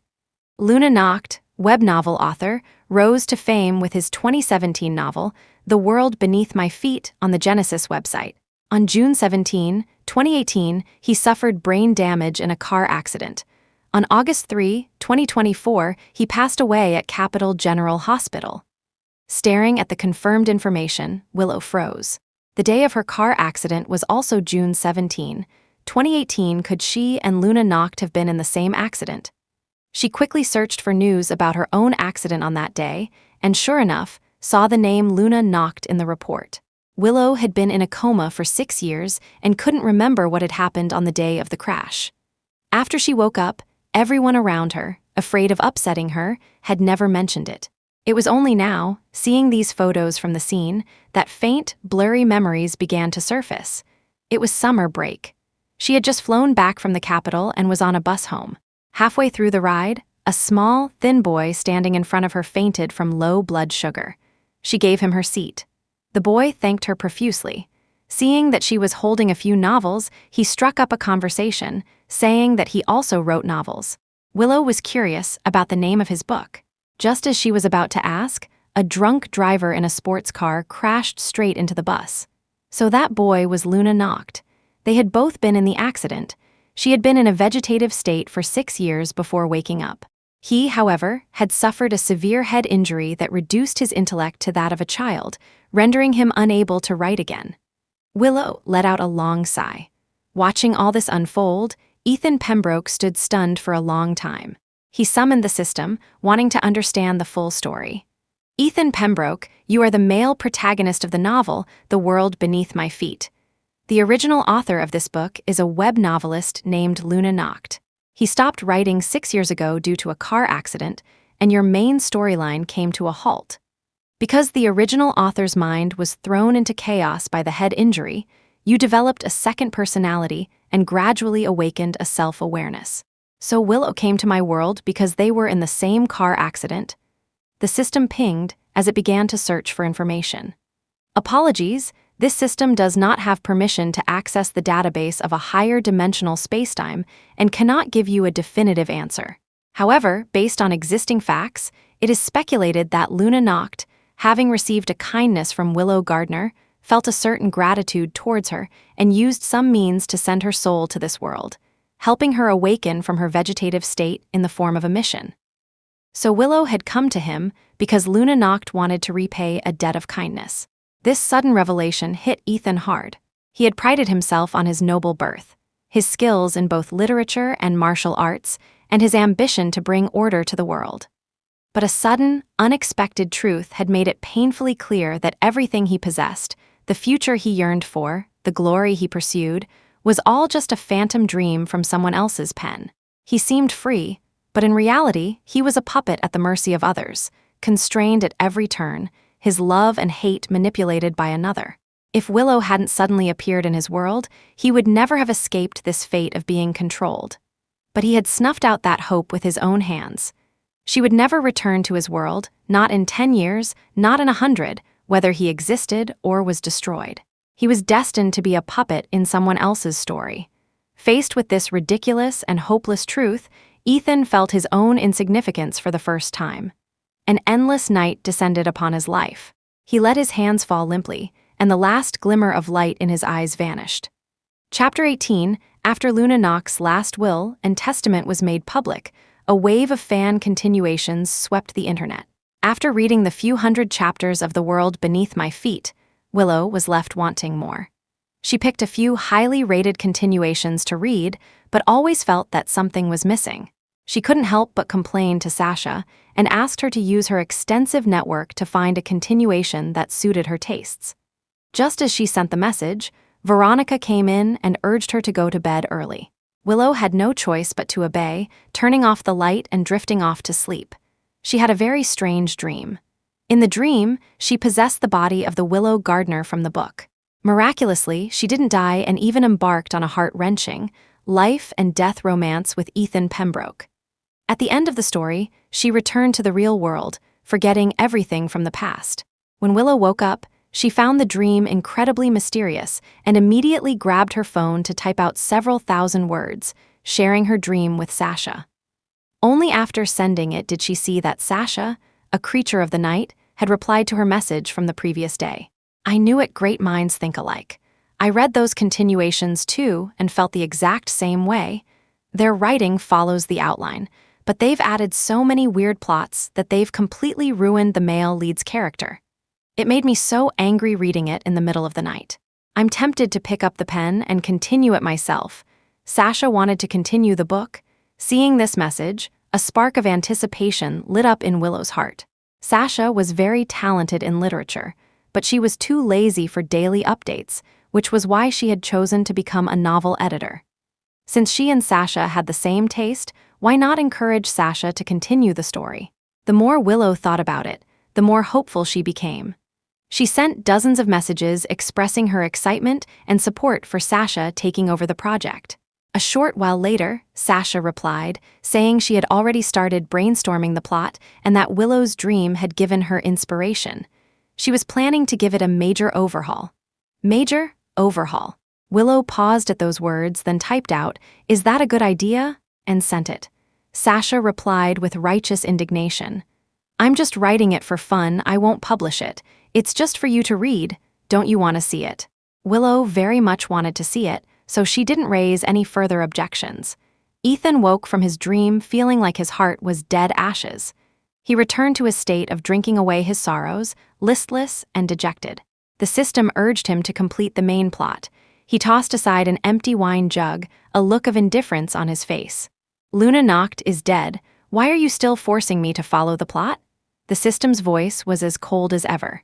Under the numbing effect of the wine, Ethan couldn't quite grasp the long-winded explanation. He squinted his blurry eyes and sneered. "And if I don't follow the plot?" The system was silent for a long time. Just as Ethan thought it had disappeared again, it suddenly pinged several times.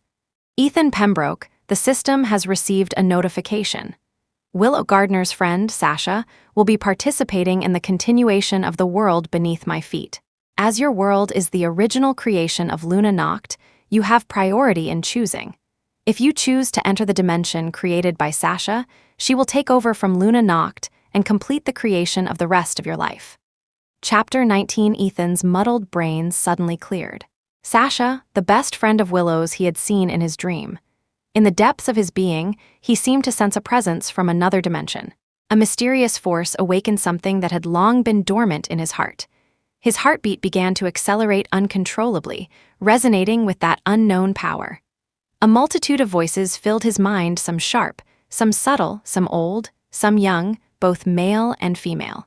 Every voice clamored for him to agree.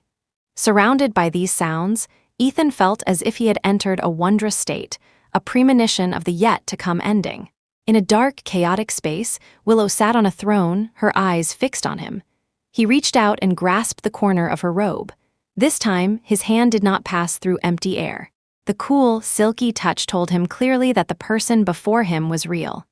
Overjoyed, he took 2 steps forward, wanting to embrace her, but the next second, his body was frozen in place. The system's mechanical voice began to play in his mind. "Ethan Pembroke, please choose the dimension you wish to enter." Ethan looked at the face that was so close yet so untouchable, and tears slowly welled in his eyes. His life had never been his own, destined to be pushed towards a predetermined end. Since he could not escape the shackles of fate, he would rather entrust the rest of his life to Sasha's hands. At least in her hands, he could see Willow again. Even if it was only as a character in a book and his observer, he was willing. After getting Willow's support, Sasha began to brainstorm. At the end of the world beneath my feet, Helena Lennox marries General Vance and follows him to the frontier, where she lives for 3 years. Luna Noct had skipped over what happened during those 3 years, simply writing that Helena returned to the capital as a widow and married Ethan Pembroke. The story ended there, in the blissful atmosphere of a wedding night with a beautiful bride by his side. Sasha remembered the dream Willow had described to her.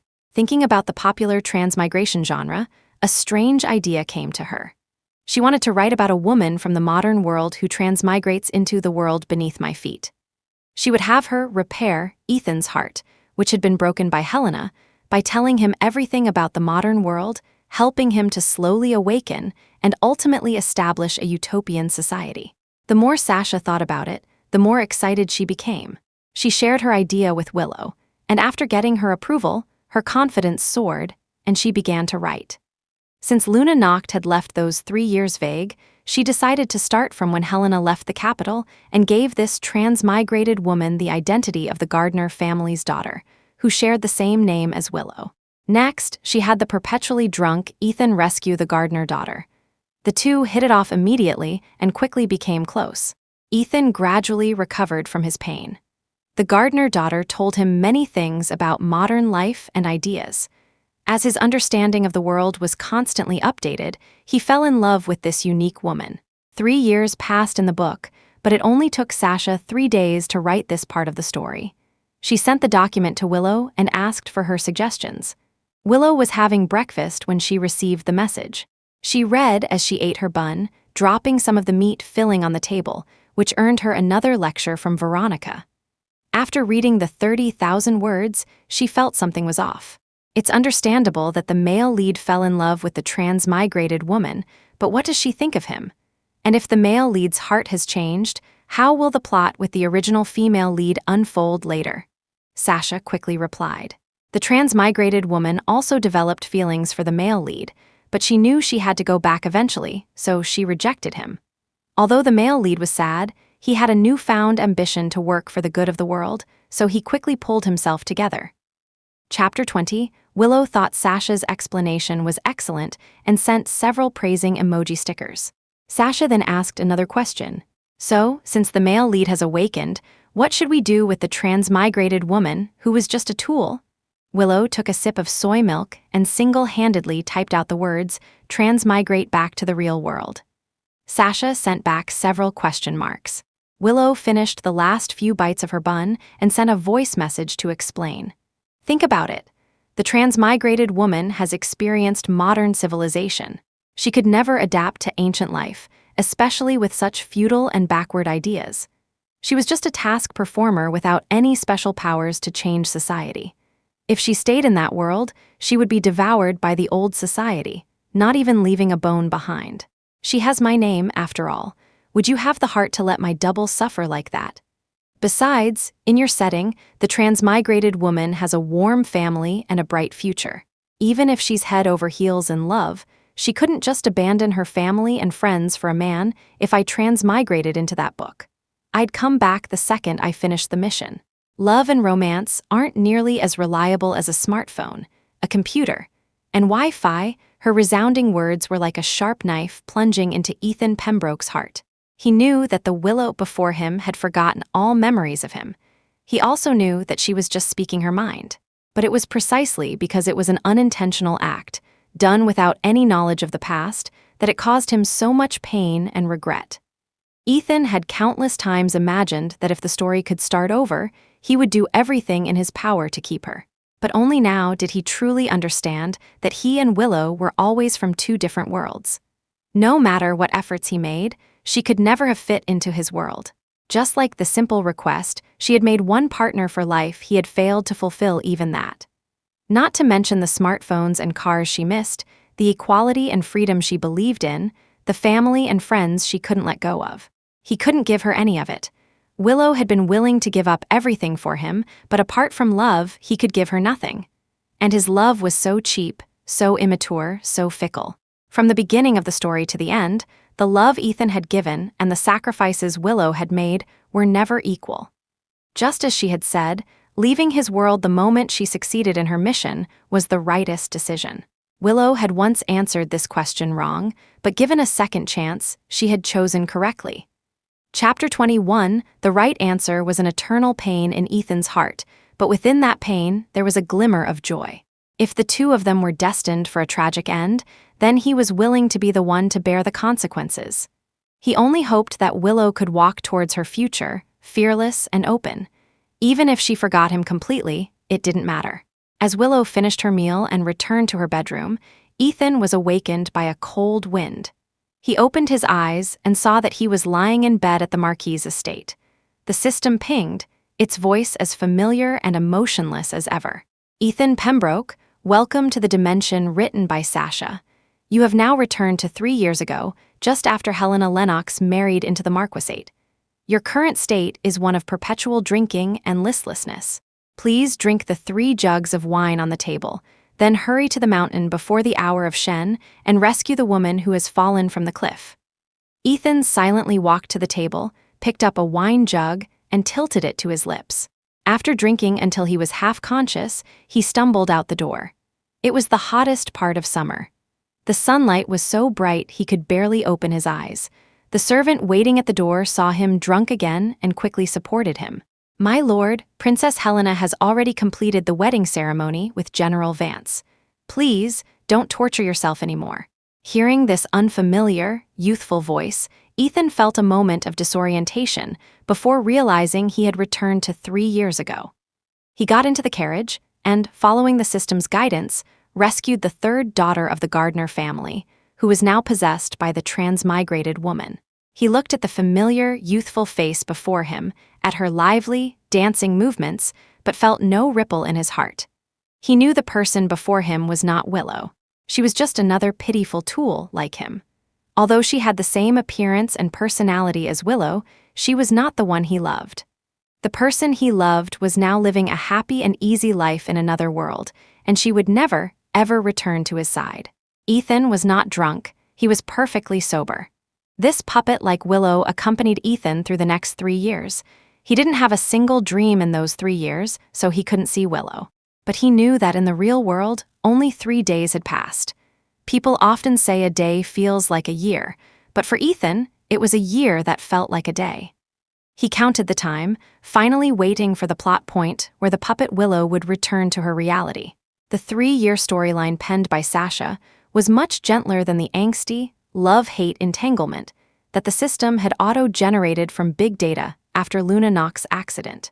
Chapter 22, therefore, when the transmigrated woman died, Ethan felt no emotion at all.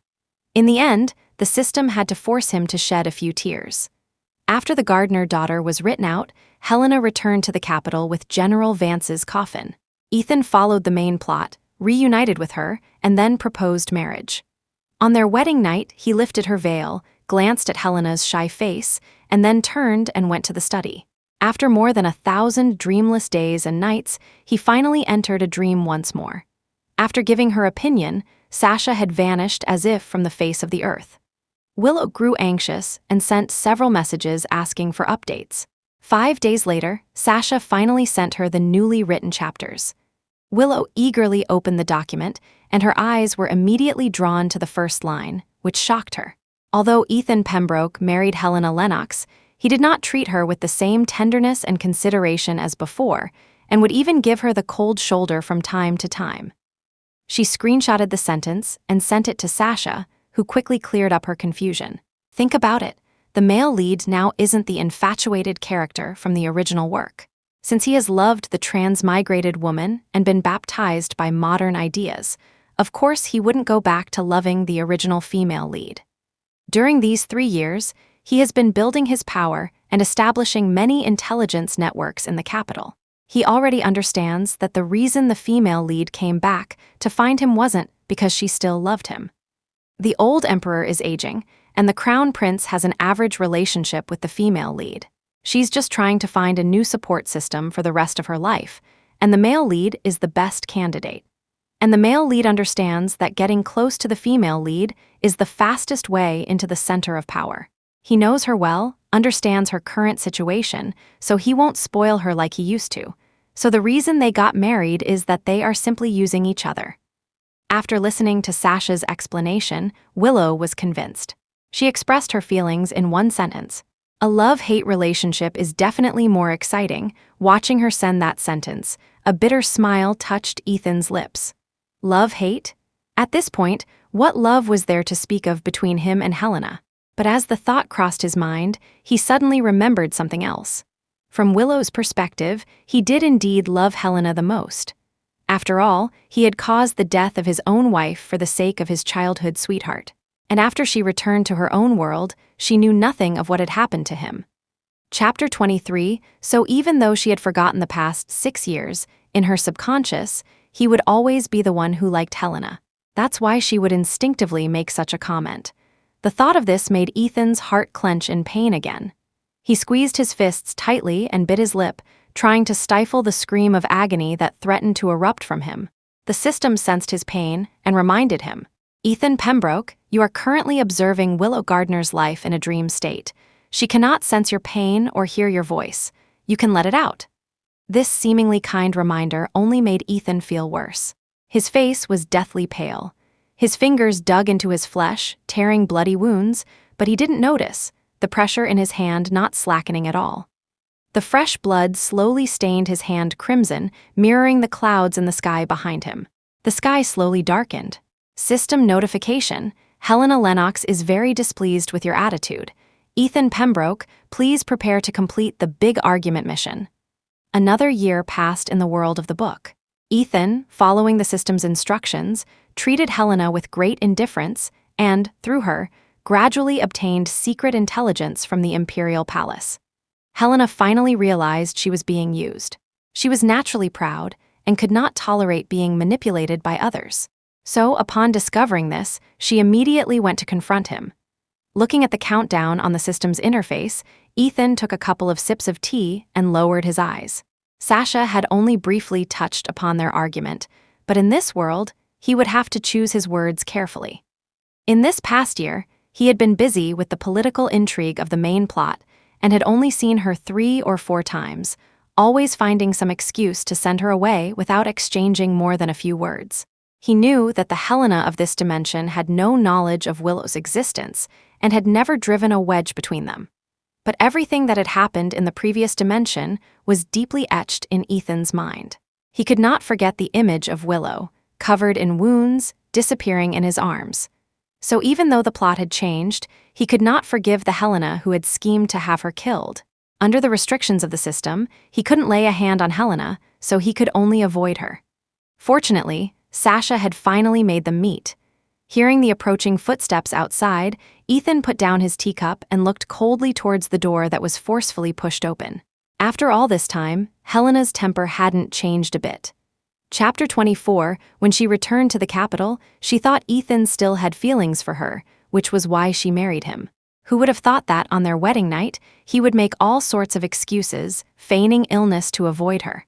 In the past year, he had deliberately given her the cold shoulder, not even seeing her. At first, Helena tried to coax him, but after being rejected for so long, she lost the inclination. She simply pretended he didn't exist and lived her own peaceful life. After all, she was a princess, and no one in the estate dared to touch her. It was only recently, after someone pointed it out, that she discovered Ethan was using her name to curry favor with the powerful in the capital.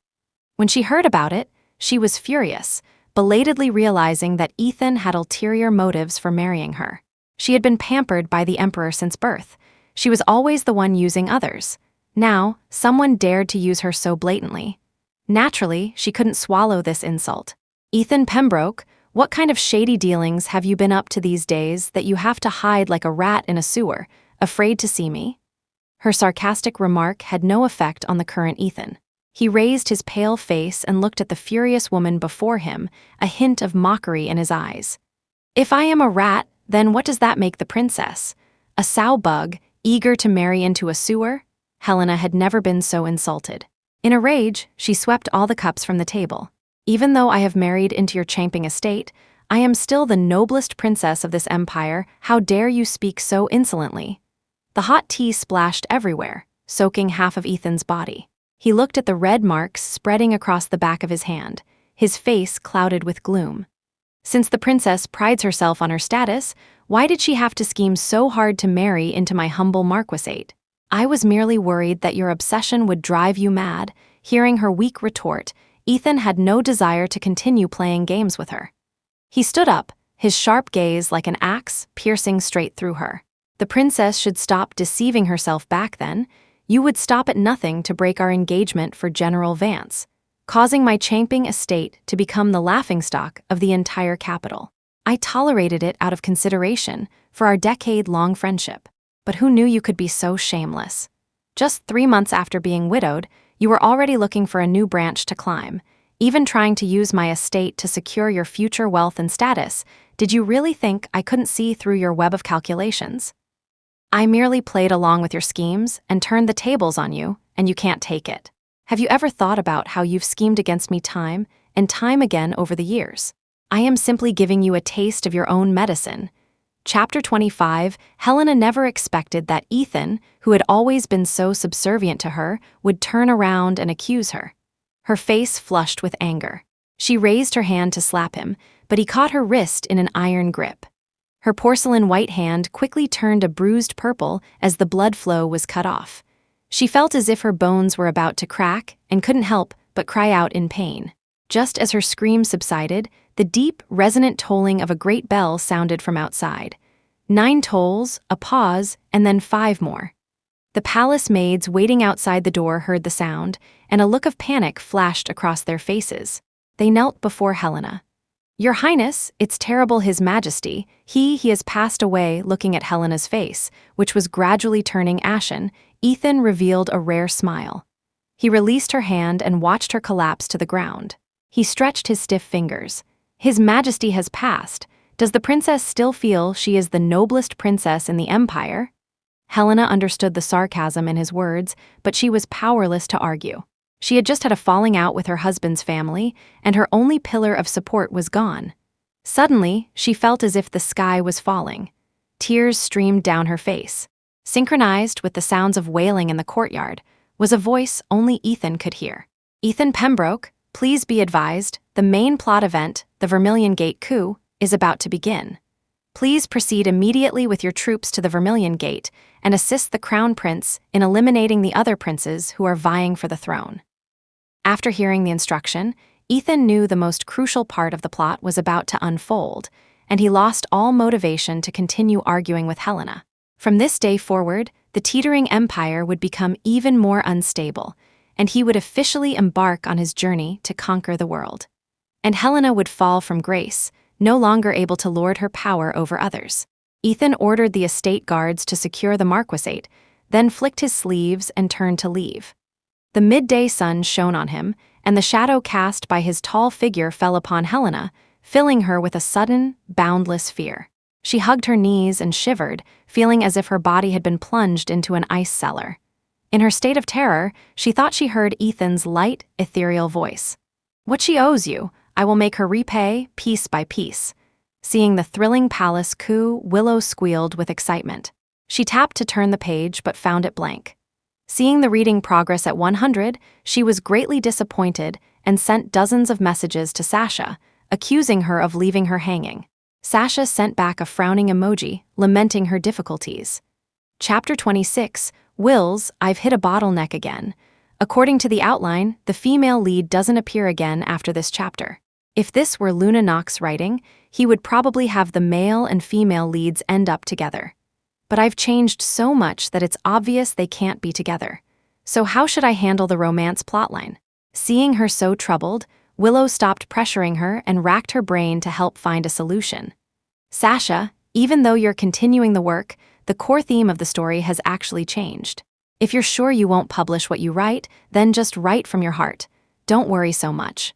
The characters you're writing, even though they're on paper, have complete basic settings. You just have to think about their motivations from a normal person's perspective, and you'll understand how you should write. These words of comfort were very effective. Sasha had a sudden breakthrough and declared she would go into seclusion and write several hundred chapters. Willow verbally expressed her support, but in her heart, she knew that given Sasha's laziness, it was just talk, so she didn't take it seriously. But for the next month, Sasha didn't send her any new chapters. Her craving for the story became unbearable, and she decided to go to Sasha's house to check on her progress. She knew the code to Sasha's door and, carrying a bag of snacks, slipped in quietly, hoping to give her a surprise. To her astonishment, when she pushed open the door, she saw Sasha hunched over her computer, her hands flying across the keyboard like butterflies. She was so engrossed in her writing that she didn't even notice someone had entered the room. Willow felt a little helpless and waved her hand in front of Sasha's face. Only then did Sasha turn and see her, joyfully pouncing on her. "What are you doing here? Are you here to check on my progress?" "Wills, I'm telling you, it's like Ethan Pembroke has possessed my body. I've been so inspired lately. The words just flow. I've written 400,000 words this month. Can you believe it?" Willow was stunned by the number and couldn't help but ask about her progress. Sasha wagged her index finger, her face full of pride. "I've already finished 3/5 of the outline. It'll probably take about another month to reach the grand finale." "So fast. Does that mean I'll be able to get my fix soon?" Sasha pulled her onto the sofa, excitedly sharing her burst of inspiration. In Sasha's version, after the old emperor died, the new crown prince who ascended the throne was debauched and dissolute, quickly causing public resentment, and many parts of the country fell into chaos. Chapter 27, the new emperor grew suspicious of the Changping Marquisate. On trumped-up charges, he stripped the entire family of their noble status and exiled them to the southern frontier. But this was merely a ploy by Ethan to escape his confines. Upon arriving in the south, he brought the vast network of organizations he had built over the years out into the open. Then, using the public's anger towards the royal family and their sympathy for his own estate, he led an uprising. He then rallied various lords and fought a bitter 3-year war against the royal court in the capital, finally conquering the strategic pass of Yanlu and becoming the master of the Central Plains. Another 1,000 dreamless days and nights passed. Ethan, following the system's directives, rushed from place to place, spending his days with soldiers and horses. The winter wind beyond the pass was exceptionally harsh, chilling him to the bone. He wrapped himself in a blanket and coughed lightly. His lieutenant quickly brought in several braziers, urging him to take care of his health. Cold sweat dripped from his pale face onto the charcoal, making a sizzling sound. Ethan leaned back in his chair, staring at the dancing flames, and slowly drifted into a trance. In these 3 years, he had personally gone to the battlefield to complete the main plot, nearly dying by the enemy's sword.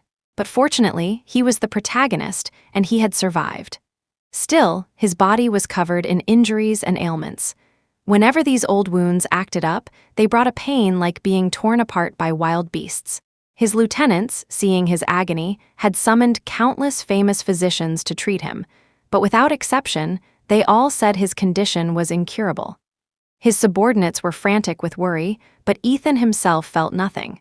With each passing day, with each city conquered, before he closed his eyes, he would ask the system, "Will there be a dream tonight?" And for over 1,000 times, the system had told him there would be no dream. The night was deep. Although Ethan asked the question again, in his heart, he had already accepted that tonight would be dreamless. He sighed, allowing the long, lingering feelings of loss and sorrow to stir his heart. The next second, the system's cold, unchanging voice appeared in his mind.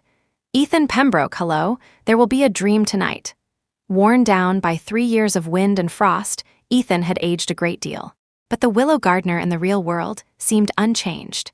Her chin-length hair had grown a little longer, her thin face had become rosy, and the sickly air that had once clung to her had dissipated. Ethan looked at the calendar on the table. His 3 years had been just 1 month in reality. He could not escape the fate of being controlled. In the pen of another, a year, 5 years, 10 years were just a few ordinary words, but for him, it was half a lifetime. Chapter 28, his life's wish was simply to have a few more dreams where he could see her, but he could never achieve it. Willow and Sasha were chatting animatedly, discussing how the subsequent plot should develop. Hearing his own future being discussed by them, Ethan's face was filled with sorrow. "I plan to write the rest in one go, but before that, I need to gather all the information. After all, the later chapters involve politics and people's livelihoods, so I need to be careful with my words." Hearing Sasha say this, Ethan seemed to realize something and asked the system a question. "If she writes the rest of my life without stopping, does that mean I won't be able to dream for many years again?" "Correct, Ethan Pembroke. The real world and the world of the book are relative. If she writes only 1 day in a chapter and then pauses, only 1 day will pass in your life, and time will flow slowly. But if she writes 10 years in 1 chapter, the system will generate 10 years of plot for you based on big data, and your life will accelerate. If she finishes the ending, and the main plot is complete, what will happen to me?" The system searched its data for a moment before replying. "According to the data, after the ending, your dimension will be sealed and will continuously loop and restart. If the creator adds extra chapters, or adds, deletes, or modifies the plot, it will take effect in the new, looped dimension." After hearing the system's explanation, Ethan was stunned for a long time. He looked up at the sky, his heart a vast emptiness. Even if he died at the end of the story, he couldn't escape this world. He would have to repeat it over and over again. A deep sense of powerlessness washed over him. He glanced at Willow, and a ridiculous thought suddenly came to him. "If the story starts over, will Willow return to my world again?" The system shattered his fantasy with its coldest tone. Before the looped dimension begins, all characters will be refreshed according to the latest version of the work. Your awakened personality is a bug and will be fixed in the next loop. The new you will follow the plot set by Luna Noct and Sasha. In their writings, the real Willow Gardner never transmigrated into the book, so you will have no connection with her. You will only meet the Willow Gardner who appeared 4 years ago. So, in the near future, he was going to be erased, and Willow would disappear completely from his life. Chapter 29, this cruel reality pierced Ethan's chest like an ice arrow. An all-encompassing cold and pain wrapped around him, and he felt as if his very blood had frozen. So today is likely the last time I will ever see her, isn't it? Upon receiving the ending command, the system will immediately restart its operation. The dimensional main plot will be reset to the beginning, the data on your person will be refreshed instantly, and the system will leave your world. You will then have no further opportunity to enter a dream. Sasha spent a long time gathering information, and as a result, Ethan's dream was stretched out indefinitely. He followed Willow every moment, watching her wake up, eat, sleep. He witnessed her joys and sorrows, accompanying her through the streets and buildings of her world. Every glance he took at her felt like it could be the last. He waited in terror for the moment of eternal separation, yet piously prayed that this moment could last forever. After watching the sunset for the 15th time, the system, which had been absent for a long time, appeared once more. "Ethan Pembroke, the latest main plot has been released. Please awaken immediately to receive your mission." The emotionless tone was like a death sentence before an execution, completely snapping the gossamer thin thread in Ethan's heart. The wish he had prayed for day and night was shattered in this instant. No matter how he resisted or struggled, it was useless. The traffic and tall buildings before him blurred, and an endless night descended, swallowing the daylight. The desperate air of a final, living separation closed in, pushing him off a cliff. He fell uncontrollably. The next second, the sound of a frontier horn echoed in his ears. A blinding white light forced his eyes open. Above him was a military tent that couldn't block out the sky's light. On the wall hung a map of the encampment and a precious sword. The brazier by the bed had already gone out. He propped up his weary body and sat up with difficulty, looking at everything before him, his slightly red-rimmed eyes filled with despair. Tears slowly welled up in his eyes, which were so empty they had lost all signs of life. The entire world blurred, becoming like smoke and mist, making it impossible for him to see the road ahead. A bleak winter wind blew through the tent, making him shiver. But even colder than the wind was the system's voice. "Ethan Pembroke, please be advised, the remaining plot of The World Beneath My Feet has been updated. Please click the panel in the top left corner to accept." Sasha had taken 45 days to complete the final few hundred chapters. She looked at the final 2 words, "The End," stretched and felt a deep sense of accomplishment. Chapter 30, it was 7 a.m. according to Willow's schedule. She should still be dreaming. If she sent it now, it would be the first thing Willow saw when she woke up. She would surely be very surprised. The thought of the boundless praise and flattery she would receive filled Sasha with a sense of satisfaction. She pressed the enter key and sent it. Everything went as Sasha had planned. When Willow woke up and saw the document, she was so happy she didn't even linger in bed. She ran barefoot to the living room, picked up her e-reader, and began to read. Once she started, she couldn't put it down, reading straight through until it was dark. It had to be said, Sasha was an excellent writer. Willow was so thrilled by what she read that she sent her countless paragraphs of praise. Finally, she couldn't help but ask if Sasha really didn't want to publish this continuation. Sasha sent back several smug emojis before finally answering her question. "I changed so much of the storyline. A lot of the original readers probably wouldn't be able to accept it, so I won't post it and upset them. Besides, I only started this to scratch my writing itch and to give you a treat. I can't forget my original intention." Hearing her say this, Willow felt a little disappointed but knew she was right, so she didn't press the matter. She clicked on the last chapter and saw that at the end of the story, Ethan Pembroke, due to overwork and stress, died an early death at the age of 36. She let out a long sigh. As if sensing her melancholy, Sasha suddenly sent her a message. "Wills, I actually hesitated for a long time about whether to end the story at its most glorious moment. But as I wrote towards the end, I thought that even though the characters live in another dimension, they should also experience birth, aging, sickness, and death, just like us. So in the end, I chose to write out the male lead's entire life. You understand, right?" Of course, Willow understood. She had walked back from the gates of hell. No one knew better than her how precious 6 years of life were. She also knew that Sasha was saying these things to comfort her, because she was all too familiar with Willow's tendency to be sentimental and sorrowful, and she didn't want her to get too caught up in it and harm her health.